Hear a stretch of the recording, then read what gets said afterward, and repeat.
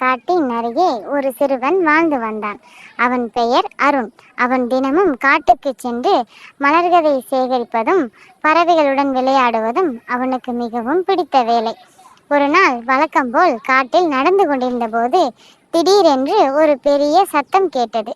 அது ஒரு வலியுடன் கதறும் சிங்கத்தின் சத்தமாக இருந்தது. அருண் கொஞ்சம் பயந்தான்.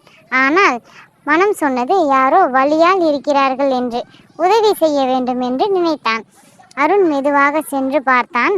ஒரு பெரிய சிங்கம் ஒரு கல்லின் அருகே படுத்திருந்தது. அதன் காலில் பெரிய முள்ளொன்று குத்தி வலியால் துடித்து கொண்டிருந்தது. சிங்கம் நகர முடியாமல் துன்பப்பட்டு கொண்டிருந்தது. அருண் நிதானமாக சிங்கத்தின் அருகே சென்றான். சிங்கம் முதலில் கர்ஜித்தது. ஆனால் அருணின் முகத்தில் இருந்த பயமற்ற நல்ல மனதை கண்டு அது அமைதியாகிவிட்டது. அருண் மெதுவாக சிங்கத்தின் கால் பிடித்து, கொஞ்சம் வேதனையாகத்தான் இருக்கும் சிங்கராஜா, பொறுத்துக்கோ என்று சொல்லி முள்ளை எடுத்தான். சிங்கம் ஒரு பெரிய சத்தத்தை விட்டது, வலியாலும் நிம்மதியாலும். சிறிது நேரத்தில் சிங்கம் எழுந்து நன்றியுடன் அருணை பார்த்தது. அதன் கண்களில் ஒரு அன்பு தெரிந்தது. அது அருணின் அருகே மெதுவாக வந்து முகத்தை தடவியது. அது சொல்வது போல இருந்தது, நீ என் நண்பன், உன்னை நான் எப்பொழுதும் காப்பாற்றுவேன்.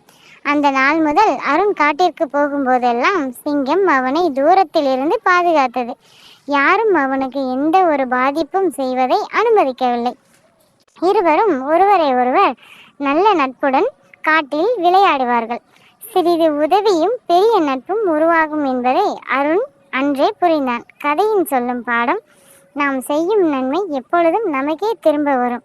நல்ல மனது இருந்தால் பெரியவனும் சிறியவனும் நண்பராகலாம்.